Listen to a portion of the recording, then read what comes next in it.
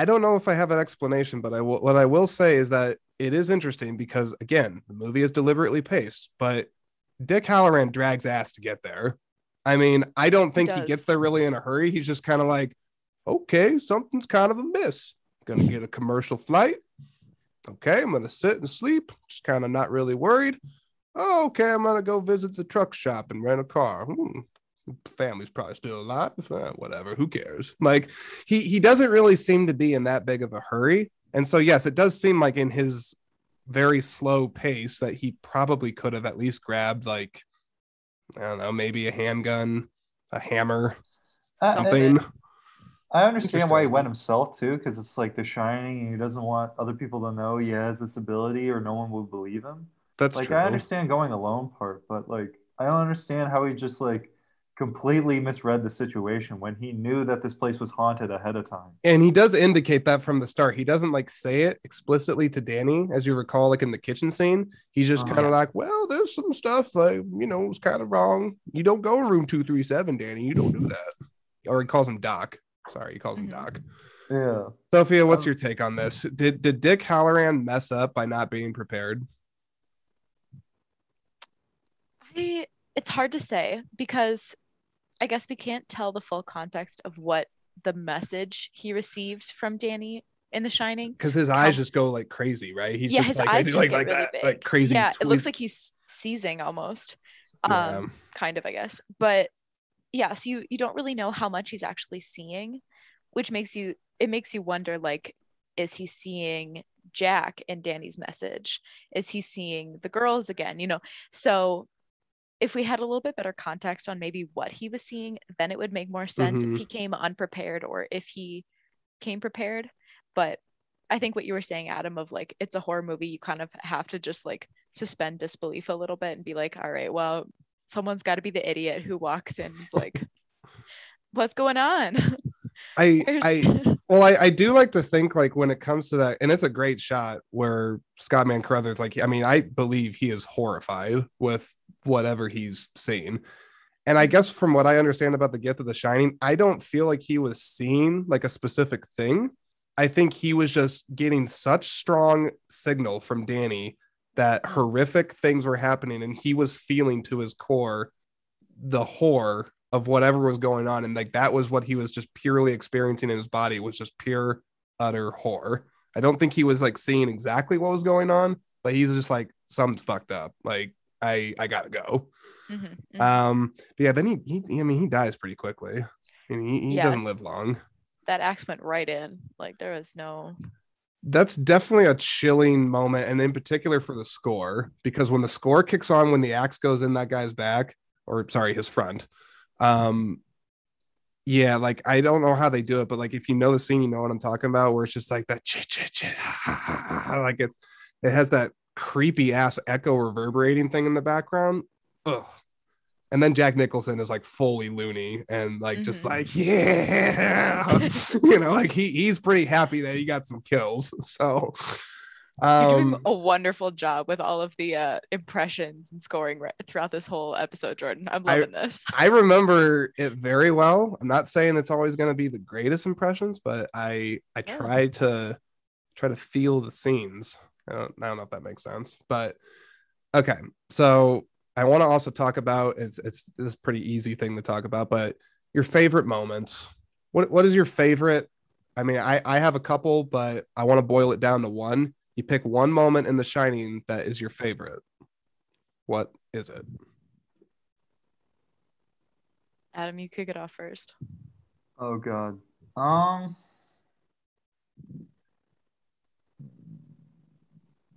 Jordan, do you have one?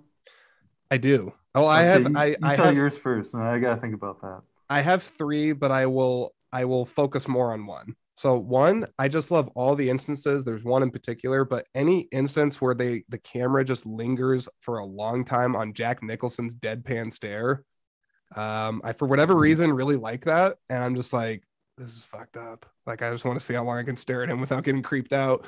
Mhm. So I like all the scenes where he stares. I like all the scenes in the bar because I think those are some of like the most like weirdly, I don't want to say philosophical scenes, but there there's some like the conversation that he has with the bartender is just very interesting. And so anytime they cut to that, I was always like really transfixed on what he was doing. And then even thinking, I'm like, is he actually even drinking? He probably isn't. Like, it could just be made up. He could just be like sucking on his thumb for all I know. I don't know. Yeah. But no, my favorite scene, it's it's not the axe scene, but it is definitely the climactic scene where Wendy comes in and discovers that he's been typing his lovely book. Dude, yes, that was what I was about to say too. Because I mean, like the movie's been building to like this moment where you're like, okay, someone's gonna have to figure out that he's insane, that like this place is fucking evil. And that scene happens, and in particular, again, I gotta go with the slow, I don't know what type of shot it is, but when the camera is going back up slowly on the stairs and Jack is just kind of crawling up towards Wendy and she's got the bag, she's like, get away, ah! And he's just like, come on, like shaking his tongue at her. He's just like, I'm not gonna hurt you. I'm just gonna bash your brains in. I'm just gonna bash them the fuck in. I'm just like, I am so like, this is such next level acting here. Like that scene is perfection. It's perfection. Unreal. Okay, yeah, that's my favorite. No, scene. I definitely agree with that. Yeah, he's crazy.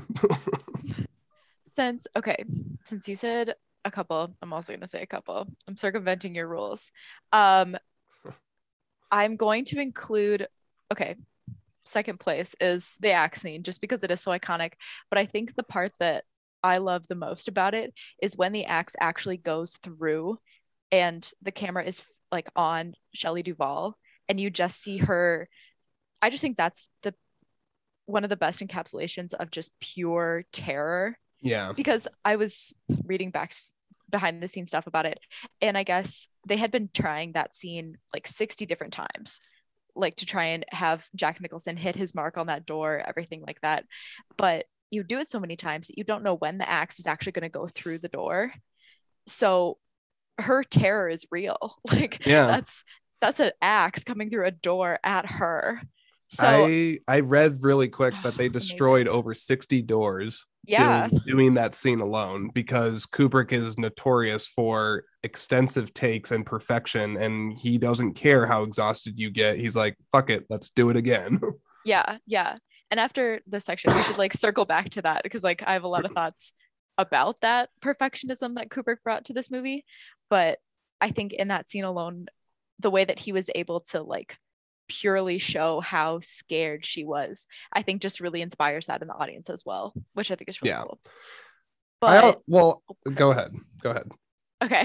I was gonna say my favorite scene, and I pointed it out to Adam when we were watching it, and it's a really like nerdy thing to focus on and like, but I again was a nerd, took a film class in college and they pointed it out, and I haven't been able to stop thinking about it every time I see the movie.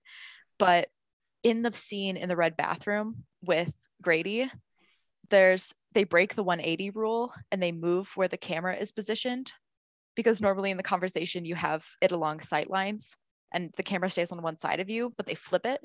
So it just adds again to that audience being uncomfortable, because you're seeing different angles all the time. You don't really have a great spatial understanding of what's going on. So I love that scene, because you're starting to really realize like, this is not okay. Jack has been here before.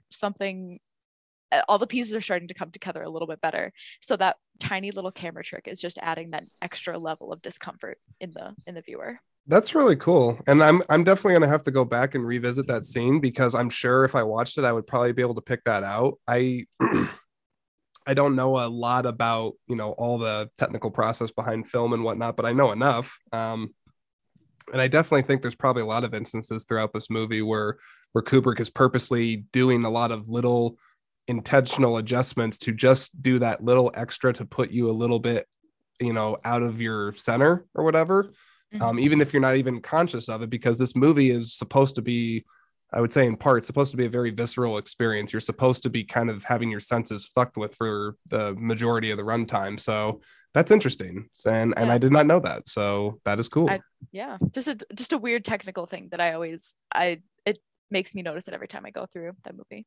That is awesome. Okay. So we're going to get into, I don't know how long we've been talking. And also if we're going too long, definitely let me know. But we're gonna get into the crazy parts now, and I mean like the theories and the thinking about things, because like I said, it's impossible to talk about this movie without asking a lot of what ifs. In particular, the ending. Let's talk about the photograph. Thoughts. What are your thoughts? Is it real? Is it made up? Like what's going on? You go ahead, Sophia, because I honestly don't really know what to think of it. It's it was such a curveball to me, and like everything else was like I've only seen this movie one time, so I'm glad Sophia is here to talk more deeper about this, because like when I saw that, I was just kind of like I already wasn't really sure what was going on, and then I'm like, Yeah. okay, he's there in 1920. What is going on here? Was he there before? Was this whole thing a dream? Like my mind was jumping to a lot of different conclusions because there were a lot of different ways I think you can go with it, and I personally don't really know what to make of it. So, what's your guys' take? I guess I'm curious. I think my take was kind of along what I was talking about at the beginning, with like beginning with the interview scene and just kind of developing throughout the whole movie, is that Jack has always kind of been, whether it's his spirit or whatever it may be, has always kind of been a part of the hotel. And then he was just like kind of sucked in, like fully possessed by the hotel by the end. So whether that was like a later edition of him in the photo, or like if some version of him was always at the hotel and was reincarnated as Grady or whoever it may be.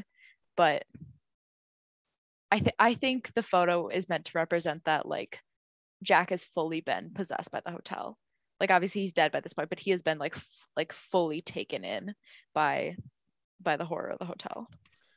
One thing I think is interesting, and I'll give my own thoughts on that photograph, but I want to touch on the Grady thing in particular in that scene in the bathroom, because that always kind of threw me off, and especially when I think about the context of the photo in the end of the movie, is that if you recall, Jack kind of keeps interrogating Grady. He's just like, you're Grady, right? Like, you killed your kids. Like, come on. He's kind of like doing that whole thing. And he's like, I don't know what you're talking about. No, I'm just, let me clean up your orange juice spill. Like, sorry. He's like, I'm Dilbert Grady. I'm upstanding guy here. And I just kind of, I wonder that scene in particular, because I'm just like, okay, especially when the end of the movie, you're just like, does like the hotel overtake him, like when he does it and like wipes his memory like of like what happened, or does he know about it? Because like he does seem a little sinister when he's especially towards the end. He's just like, don't you have unfinished business to do, like you haven't killed your wife yet. Yeah, when he gets him out of the walk-in.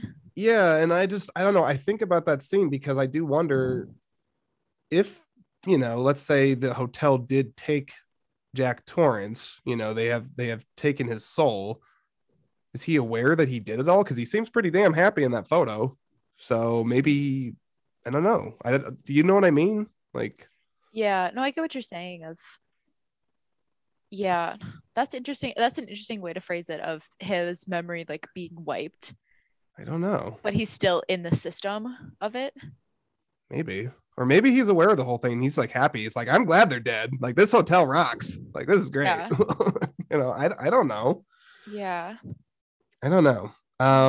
I know my own thoughts on it. I'm kind of the mindset that he dies in the I was about to say labyrinth. Is that right? You could say labyrinth. The hedge maze. Oh, I'll say the hedge maze. He dies. He freezes. And also, did that freaking cut to his frozen ass make you jump? It's ridiculous. Adam, did it make you jump, or did you just laugh when you're just like, his face all like mangled up and frozen? I mean, at first I was pretty surprised by it, but it was honestly a little hilarious at the same time because it was very extra. So, dude, I could only hope if I'm frozen, I look like that. That would be cool. Mm-hmm. But no, I just like I think he dies out there, and I do think that the hotel is so evil that it took his soul. I definitely think that he's not going to heaven. Like, nope, he is now forever a part of the hotel.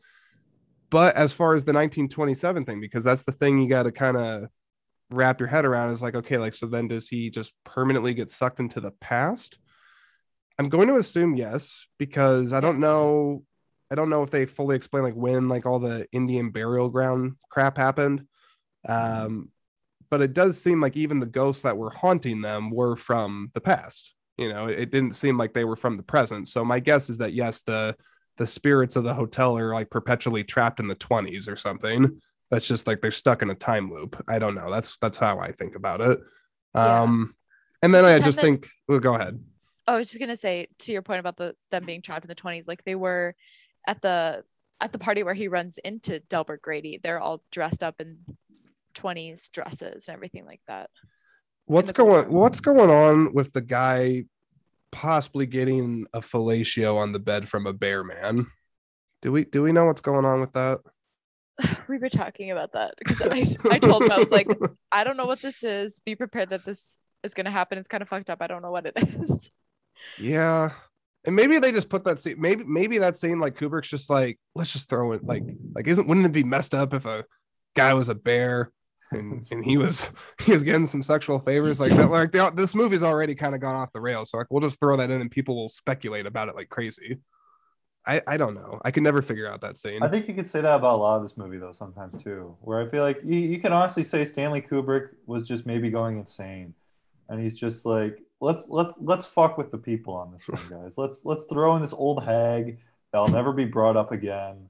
Yeah. She's just gonna be old and creepy. Or let's throw in this dude that's getting sucked by a dick by a dog or something, just to fuck with people, you know?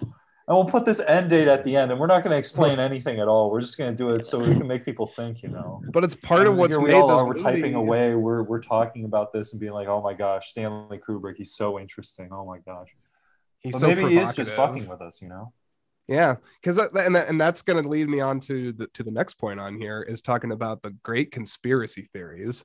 Because there's so many. Oh, there are so many. Now, I noted a few that appealed to me, but I don't know. I want to touch on this, Adam, though. Is Kubrick, it's like you have to wonder, because a lot of people are like, he's some genius. He's trying to tell us about the Apollo moon landing, man. Like he faked it all. Like they do all this stuff where it's like, nah. Like what if he was just like, I'm going to make this movie. It's going to just mess with people. I'm going to throw in a bunch of shit.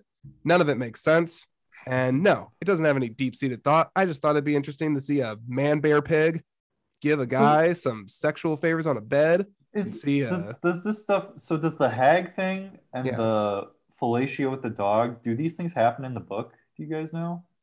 I heard that the thing with the dog happens in the book, and apparently, because I looked it up because I was curious, the man in the tuxedo was like the owner of the Overlook. Apparently in the book, Jack goes down this whole rabbit hole of trying to figure out who the owner was and trying to connect that to like his mind kind of falling apart.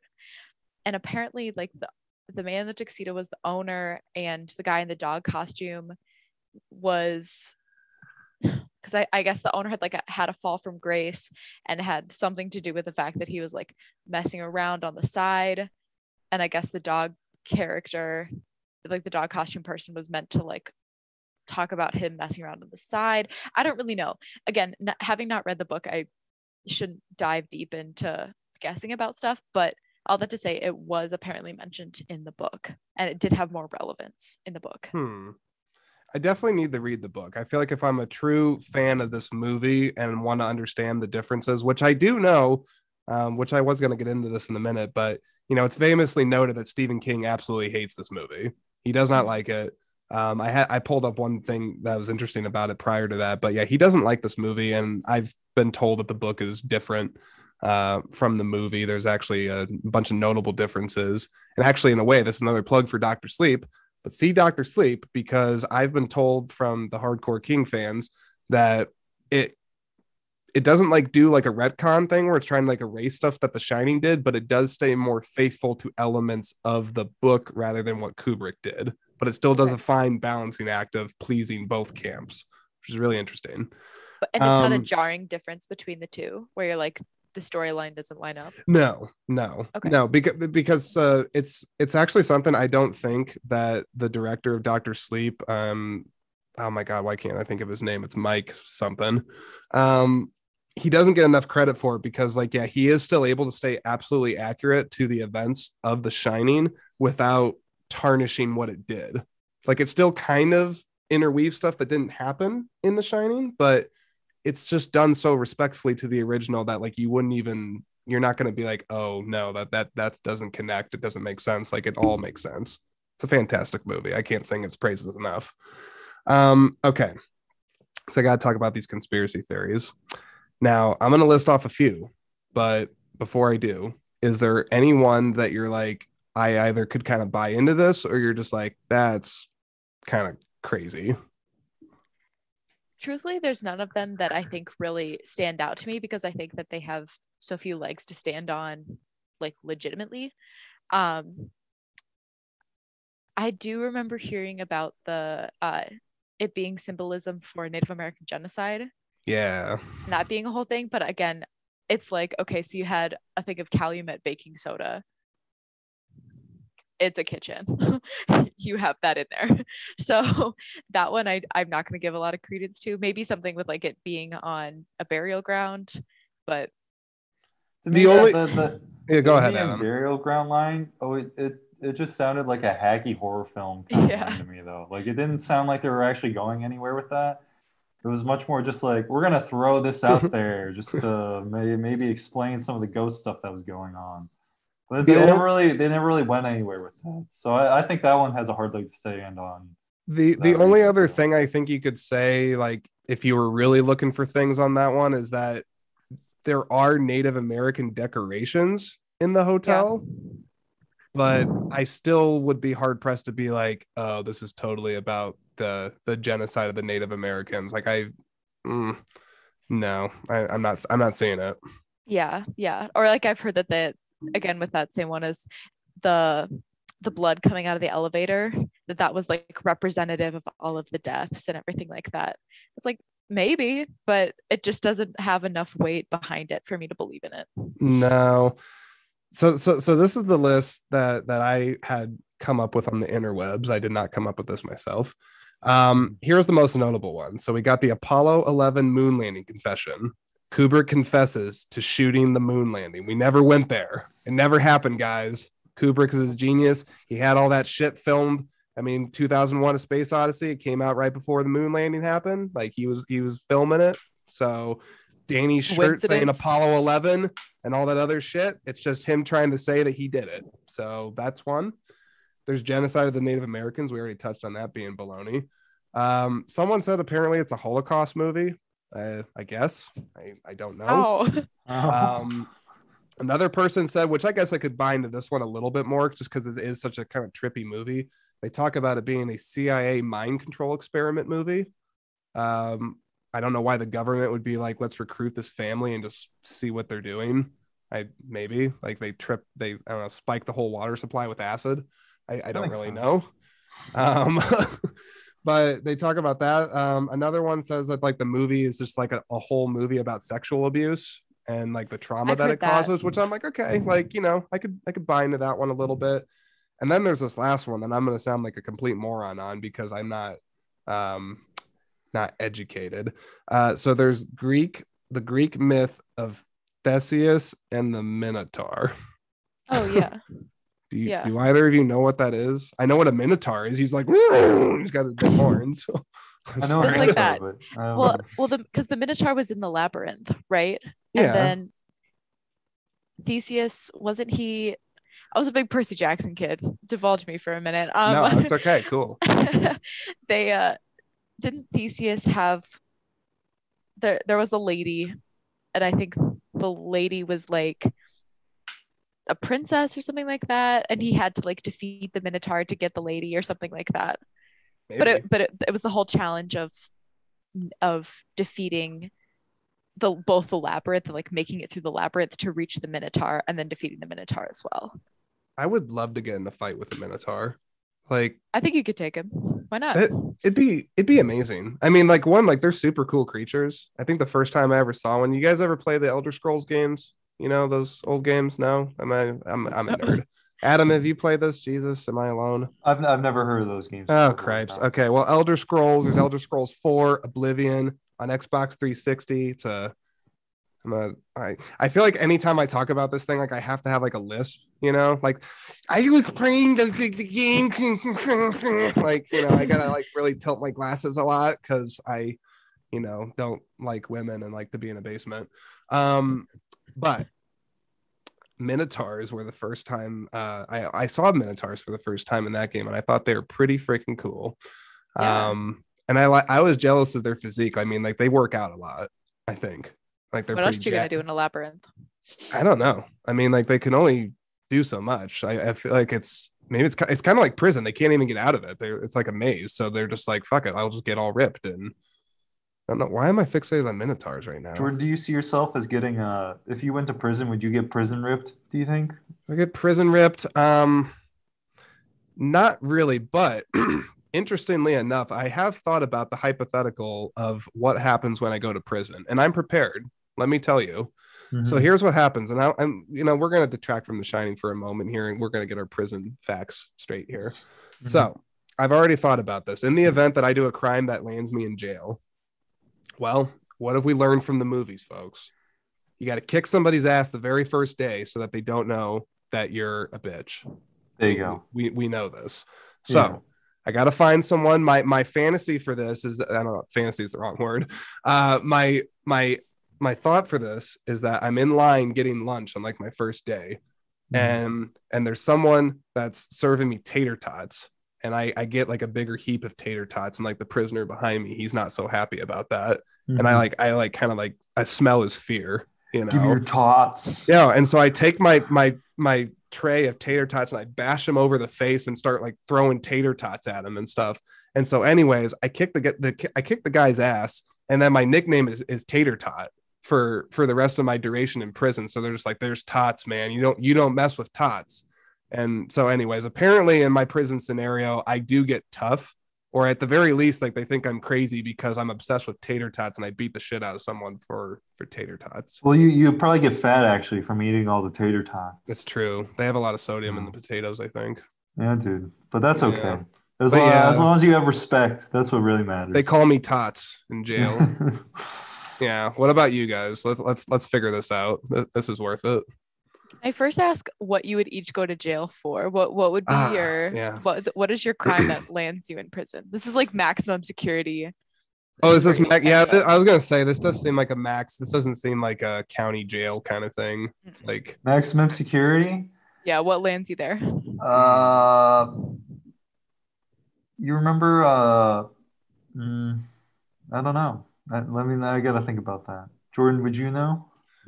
Well, given the fact that I thought all about my tater tot nickname and how I got it, of course I know. I feel like it would be like doing something very reckless. It wouldn't be like out of my way danger, but like I took a car and like, I don't know, ran it through a crowd of pedestrians, and, you know, I didn't mean to, but like, you know, I shouldn't say that. That does sound pretty reckless when I'm talking about running over people. This is all a joke. I just want to say that. It's all a joke, guys. I want to say it for record, legal please. reasons. This is a joke. No, I think what I was trying to say, I don't know why I pictured vehicular manslaughter, but I was thinking that like I drove my car like through like an area that it shouldn't be. I damaged a lot of property and like something like that. I mean, honestly, though, I mean, let's be real. There'd probably be somebody that would get clipped. I'm not happy about it, but that's why I'm in jail, to reflect, to think, to be a rehabilitated. I would probably go to jail for tax evasion. You're just not going to pay your taxes? That's what's going to land you? Yeah, dude. Taxation is theft, Jordan. Taxation is theft. No, we can't get into politics, though. We shouldn't get into politics. Sophia, you better watch this guy's tax return. Yeah, we better watch out for that. Eyes on. Sophia, what's going to land you in the big house? After you mentioned Fast and Furious, it's been on my mind now. Yes. I want it to be grand larceny. I steal a car, like a nice one. They catch me, I'm Tokyo drifting. I'm Vin Diesel, and they catch me. I wasn't fast. I wasn't furious enough. Do you say that like on the record, like be like, officers, I'm sorry I wasn't fast or furious enough for you? I want that to be my official statement.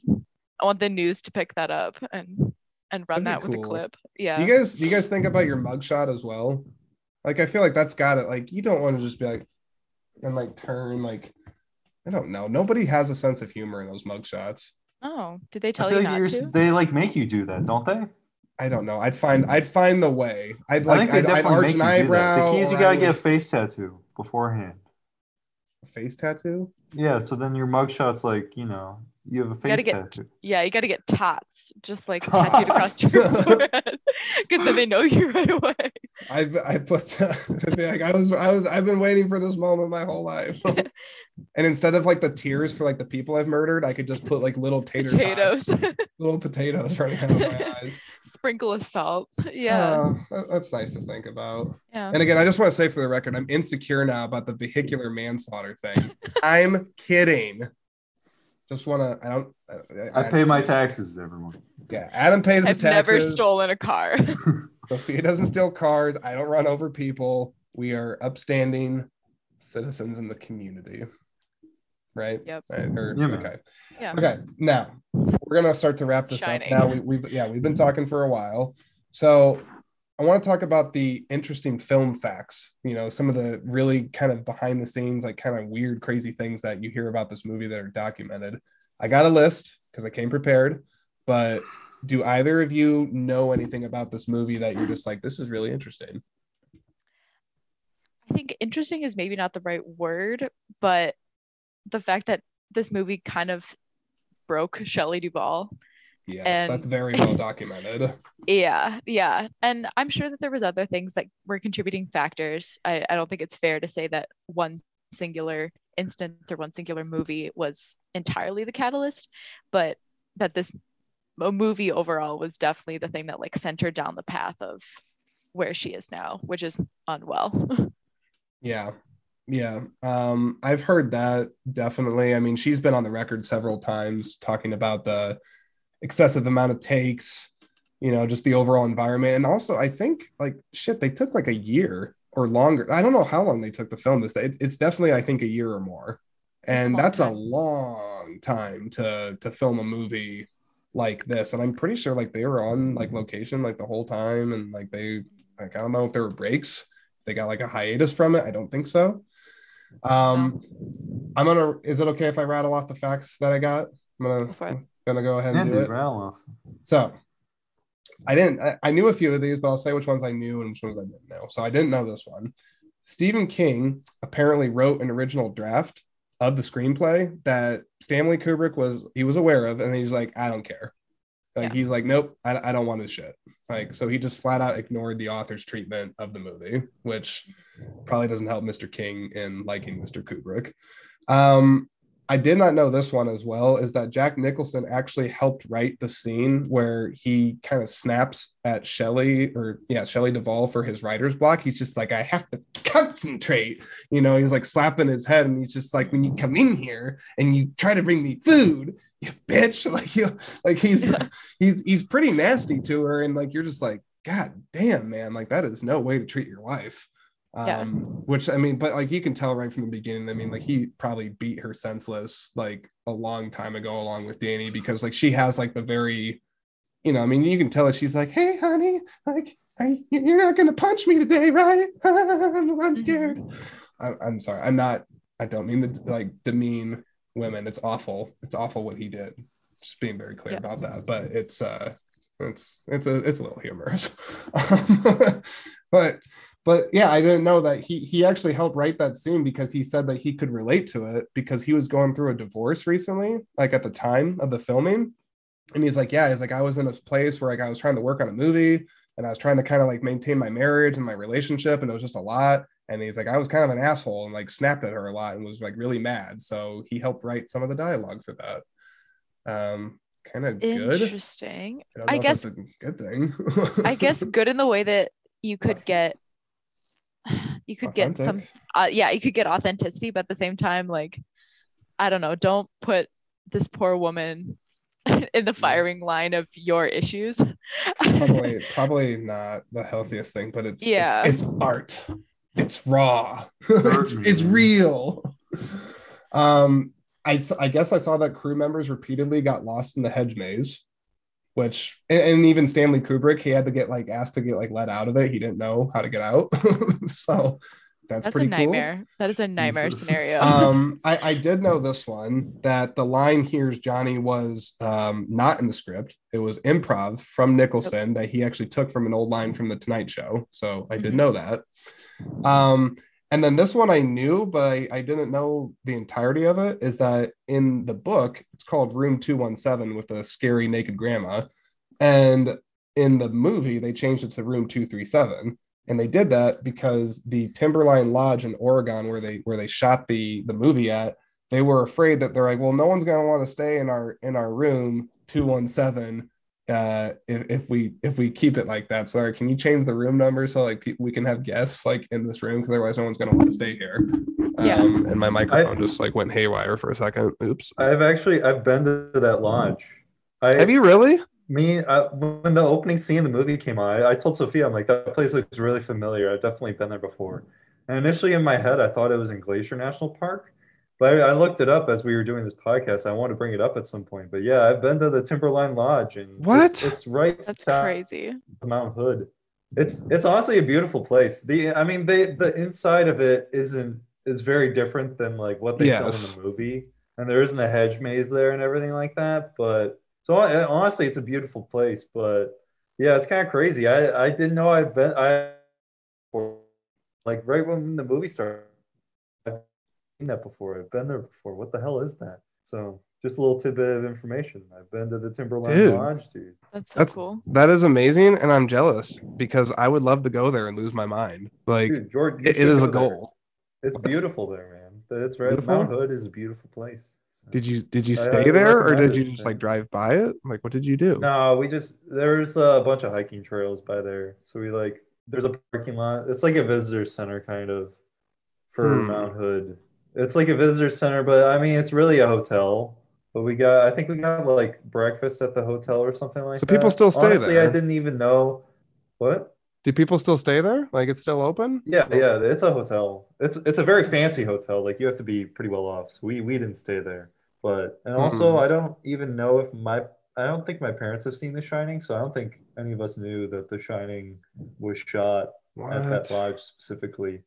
I have to imagine that hotel is also happy. They're probably like, we get a lot of business from this movie. They probably do, yeah. Well, that people, big paranormal people are into it. Absolutely.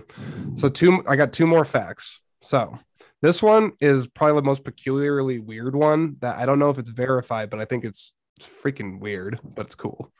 So Jack Nicholson, apparently, to help get himself into character, 2 weeks prior to him filming the movie, he is apparently on record as eating nothing but cheese sandwiches for 2 weeks straight because he hates cheese sandwiches. He absolutely does not like it. And so he's like, it'll put me in a really shitty mood if I eat this for 2 weeks straight before the movie rolls. And I'm like, what? But like, it's ridiculous. Like, I gotta say though, I respect it. And I don't know if this makes sense or if this is kind of reaching, but like, I definitely feel like in another life, guys, I could have been an actor because I like actors that do ballsy, weird, wacko things like that.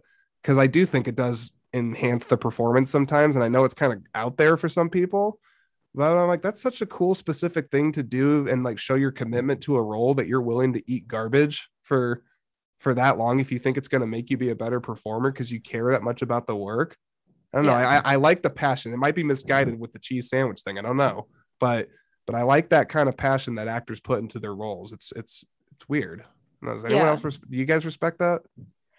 I respect his commitment to it, but it does raise a question that I wanted to throw back to you. What's your take on method acting? Do you think that that's a worthy way to be to really embody your character, or is that just an actor kind of being high on their own supply? That is an interesting question. It's kind of a mixed bag for me because I think there's some that do it better than others, and there's some that kind of do it from more of that like I just want to be elitist and be like, look what I did, type of thing, so that they can tell the media and be like, I slept in a bed of rats for like, I don't know, like a week, or I slept in the sewer because I was trying to get in touch with being homeless. Like, I mean, like some of it might get you there, like, maybe, I don't know. Others, it's like you might be a bit of a pretentious ass.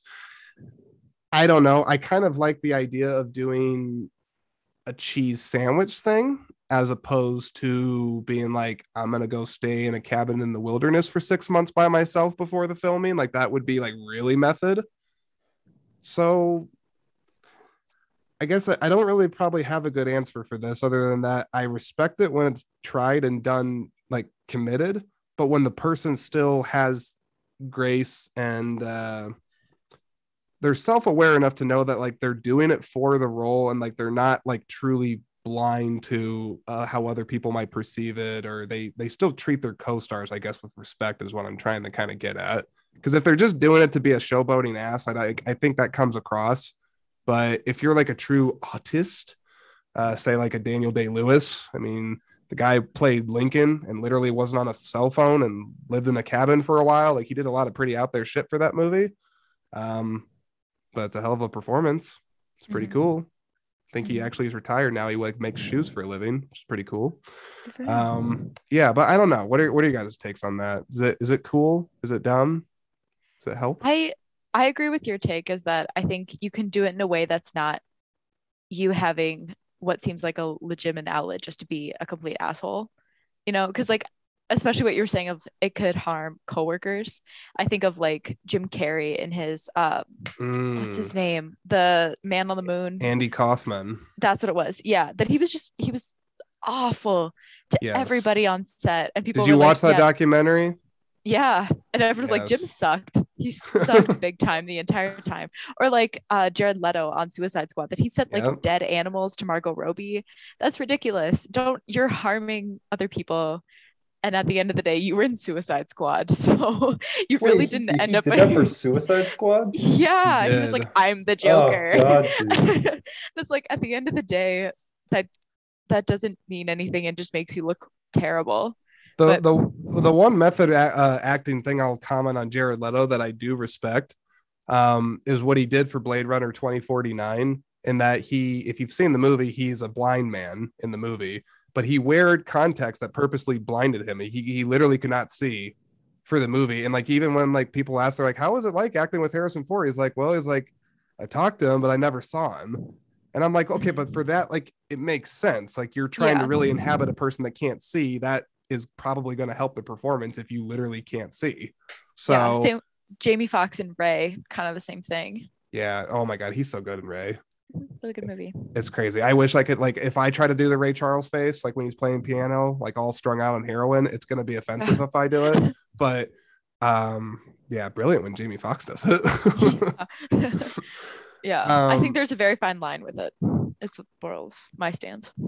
Yeah, I think there's a fine line. And what I would say, the last thought I would say on that is that filmmaking, like to me, like the people that are the true artists about it, the people that really respect the process and the craft, they all understand that it's a collaborative art form.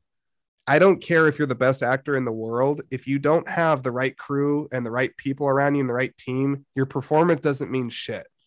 Like, and I think that best actors that I respect anyway, or actresses, I hate actually saying actors and actresses, like, and female is an actor, like it's the same thing.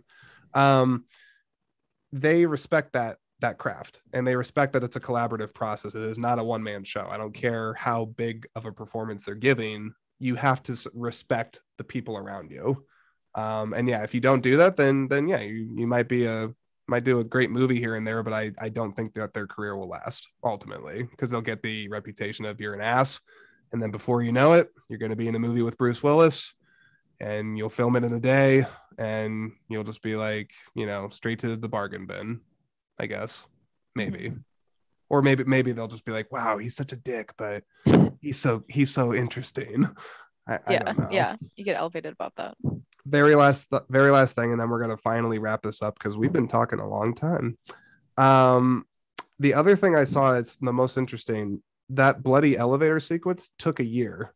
It took the entire year to film it, because apparently, from what I read, Kubrick, in his notorious ways of his perfectionism and whatnot, they would do it, And then it would take so damn long to clean it up and do the whole thing, because they did it practically, that they would have to like reset it constantly. And because of the time it took between all the cleanups and whatnot, they just took the entire year to get the shot just right.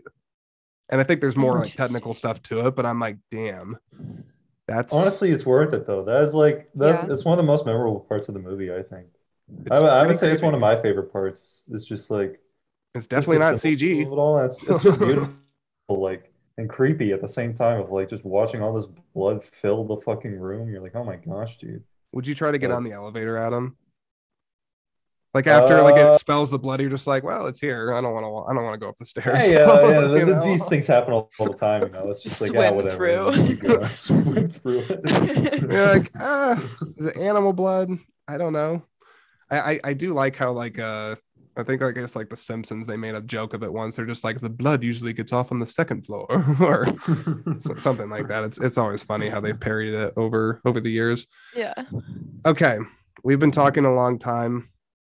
Final thoughts on The Shining. What do you got?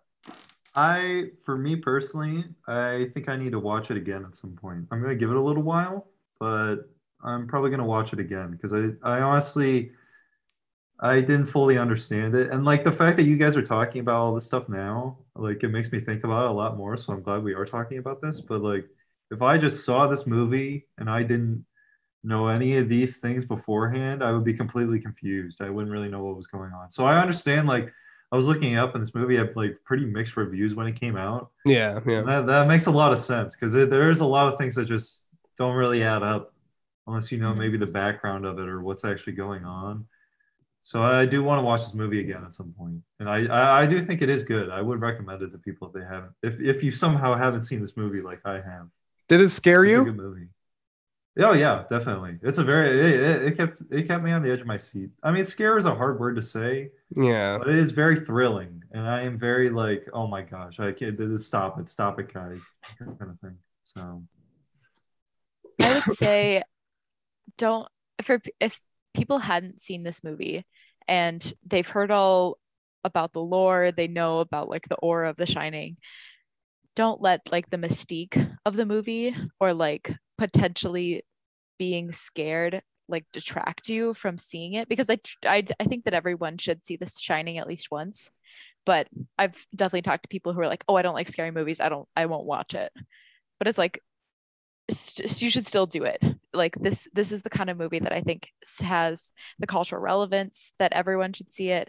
I think it has so many more levels beyond just being a horror movie that everyone should see it. There's just a lot more to this movie than it just being a scary movie. Plus, I think it's more off-putting than actually scary too. Like there are scary parts to it for sure, but like much more of it is just like you're just very uncomfortable. Yeah. Yes. I think much more easy to digest sometimes. Yeah, I was gonna say, if I would call this movie anything outside of, scary or shocking or any of those words, it's unnerving. This is a movie that messes with your senses and ultimately kind of makes you, like Adam says, it's gonna make you uncomfortable, probably in a few scenes. But I like that. I mean, I actually talk about that sometimes in earlier podcast episodes, that not every movie out there is meant to entertain you, quote unquote. I think I sometimes hate that word when they're just like, it's the entertainment industry. I'm like, like, yeah, like for, like the Avengers or, some like, popcorn movie, sure. But I do think this is a movie that can appeal to a lot of different audiences. And Adam is mustache twirling. What's going on there, buddy? Sorry, man. No, it's okay. I'm curious. No, I have a mustache growing now, so I'm just like, it's fun to play with. I don't think about it most of the time. Do you remember when I had a mustache for like a week? Yeah, Jordan, you need to get a mustache again, man. You want me to? I could shave. I could do it again. You've already shaved your head because apparently, I don't know if you've talked about it on the podcast already, but the barber kind of went crazy with it. Yeah, they did a if you could insert the bleep button, the boop, my shit haircut. Don't bleep the shit part though, of course. Yeah, don't bleep that. I mean, that's I think I've already said F in this. Why am I acting all PG on this? It doesn't matter. Yeah, I've sworn quite a bit. Yeah, the audience can't see this, but yes, recently I had a haircut incident that went wrong, and my beautiful hair is gone. So now I look like I'm 10 and I have like a buzz cut, and it's not great. But what are you gonna do? I think you're hot, Jordan. Adam, I've been holding it off on this whole episode. I don't care that Sophia's here. You and me, like, let's go. Like, I'm in, dude. Let's have a kid together. Dude, we can do anything. It's 2021. Yeah, all possibilities. It's all on the table. It's all on the table. And Sophia will be understanding. Like, she's a progressive person. She's gonna get this. Yeah. You guys could be the bear and the bear dog thing and the guy in the tuxedo.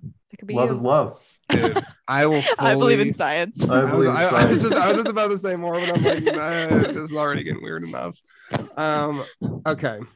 I don't have anything else to say about The Shining, but I think we've got a lot covered on this episode. I think we talked about a lot. So Sophia and Adam, thank you both for coming on. I really do appreciate it. I thought this was good. I thought this was good for 3 people being on. I've never done it with 2 other people at the same time, but I thought it was nice. This was super fun. I really enjoyed this. I was gonna Thanks say, for having us, Jordan. You're both welcome to come back. I love that you can do these virtually now too. I mean, that's amazing about podcasting right now.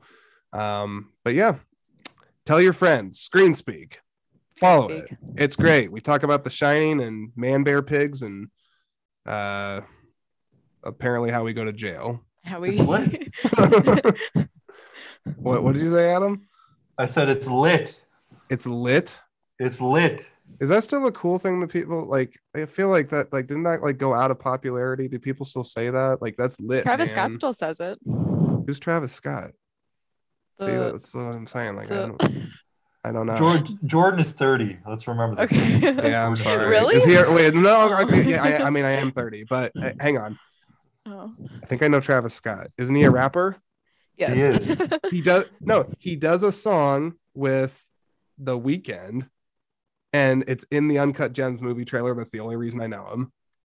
Oh, it's the okay. Pray for Love. That's the song. Okay. Pray for Love. Yeah, that is. I could do a really bad version of the song right now, but I will not. I will refrain because it would be embarrassing. Okay, Nice what about episode. Travis Scott though? So I'm sorry. He just says it's lit. It's okay, We're drawing this out so long. Yeah, we're definitely drawing this out. The episode, like, guys, anyone Scrap listening, it, dude. Scrap the whole anyone thing. listening to this point, just like shut it I know off. you don't want to edit, but you can edit this. Yeah, I don't.